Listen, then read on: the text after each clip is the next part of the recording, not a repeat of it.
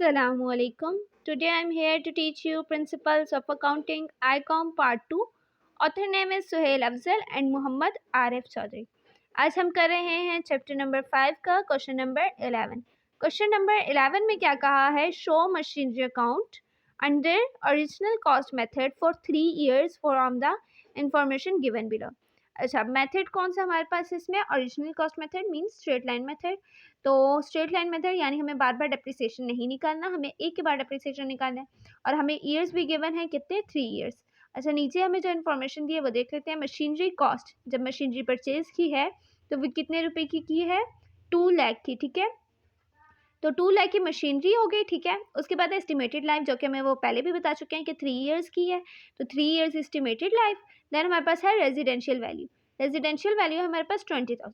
अच्छा, अब यहाँ पर रेट ऑफ डेप्रिसिएशन नहीं दिया हुआ और रेजिडेंशियल वैल्यू गिवन है, तो इसका क्या मतलब कि हम फॉर्मूले से करेंगे.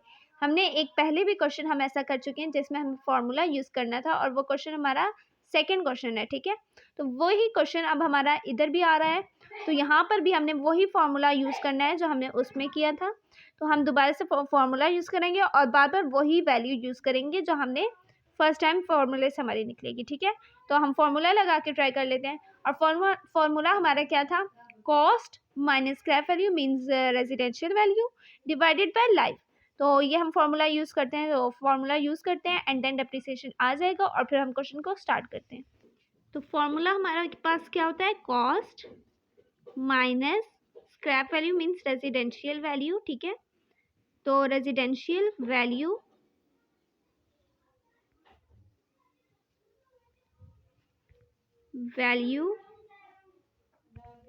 और फिर डिवाइडेड बाय लाइफ.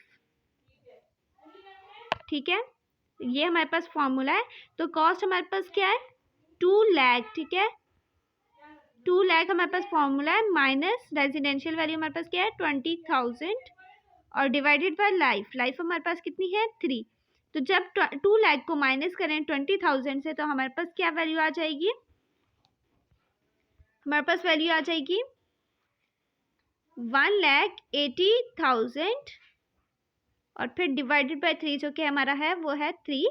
फिर हम लोग जब इसको 1,80,000 को डिवाइड करेंगे 3 से तो हमारे पास वैल्यू आ जाती है 60,000. ठीक है, ये जो 60,000 हमारा आया है ये हमारे पास क्या है? Total depreciation. ठीक है, जो हमारा हर साल यूज़ होने वाला है. तो अब हम क्वेश्चन को स्टार्ट करते हैं और देखते हैं कि वहाँ पर हम किस तरह से इसको यूज़ करेंगे. ठीक है, यहाँ पर मैं बना चुकी हूँ मशीनरी अकाउंट और हमारे पास जैसे कि सबसे पहले हमारे पास डेट्स होती हैं, तो डेट्स इस बार हमें इस क्वेश्चन में भी नहीं दी, तो हम नहीं लिखेंगे, हम सिर्फ फर्स्ट ईयर सेकेंड ईयर करके लिखेंगे. तो फर्स्ट ईयर, ठीक है, cash account and then cash account हमारा कितने हैं? 2 लाख. ठीक है, 2 लाख हमारा कैश अकाउंट है और फिर हमारे पास फर्स्ट ईयर की एंडिंग में हमारा डेप्रिसिएशन जो है, जो कि हम डेप्रिसिएशन निकाल चुके हैं कि हमारे पास कितना डेप्रिसिएशन होगा. तो डेप्रिसिएशन हमारा 60,000 है, तो हम डेप्रिसिएशन लिख लेंगे, डेप्रिसिएशन अकाउंट 60,000. ठीक है, डेप्रिसिएशन अकाउंट 60,000. तो 2 लाख हमारा मैक्सिमम वैल्यू है, तो हम वो लिखेंगे नीचे एंड देन अंडरलाइन कर लेंगे.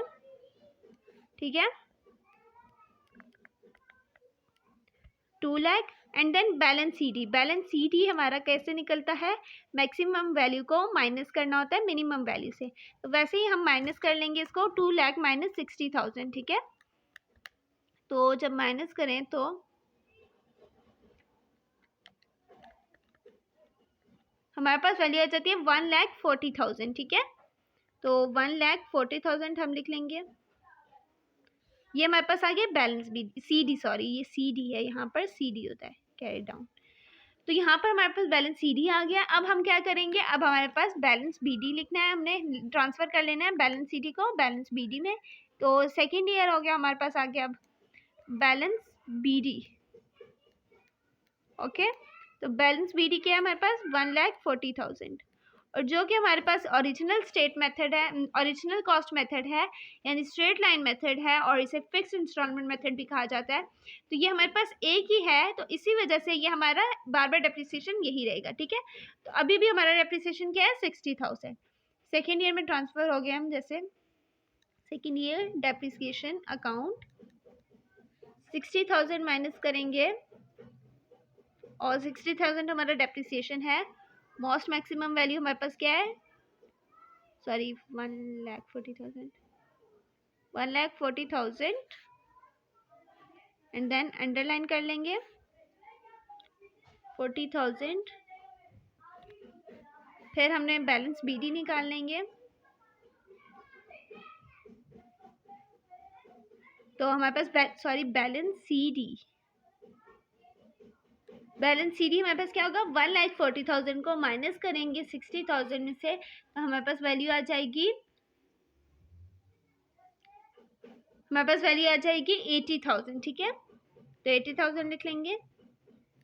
अच्छा, ये आज बहुत ही छोटा सा क्वेश्चन है, बहुत ही सिंपल सा क्वेश्चन है। ठीक है, सबसे इजी तरीन। अच्छा, अब हमने क्या करना है, अब हमारे पास थर्ड ईयर में हम आ गए, जो बैलेंस सीडी था वो हमारा बैलेंस बीडी हो गया। बैलेंस बीडी है, ठीक है, तो हमारे पास बैलेंस बीडी के 80,000 है। डेप्रिसिएशन अब हम लिख लेंगे यहाँ पर थर्ड ईयर डेप्रिसिएशन अकाउंट। ठीक है, तो यहाँ पर हमारे पास डेप्रिसिएशन अकाउंट क्या है, 60,000। डेप्रिसिएशन हमारा चेंज नहीं होगा क्योंकि ये ओरिजिनल कॉस्ट मेथड है। तो 80,000 में से 60,000 माइनस करें तो हमारे पास क्या आ जाता है, बैलेंस बीडी क्या आ जाता है, 20,000। ठीक है, बैलेंस बीडी, सॉरी फिर बीडी लिख दिया, सीडी 20,000।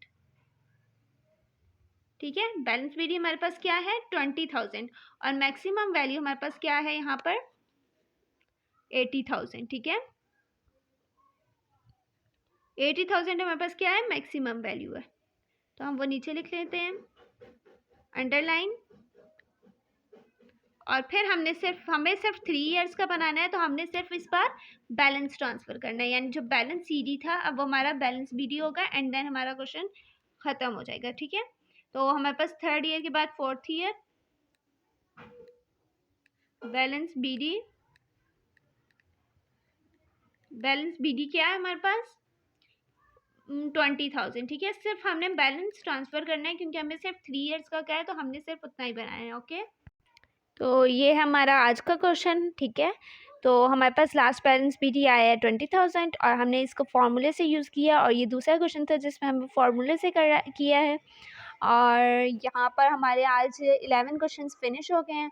अगर आपको मेरी वीडियोस अच्छी लगती हैं तो मेरी वीडियोस को लाइक कीजिएगा, चैनल को सब्सक्राइब कीजिएगा। अगली वीडियो तक के लिए अल्लाह हाफ़िज़।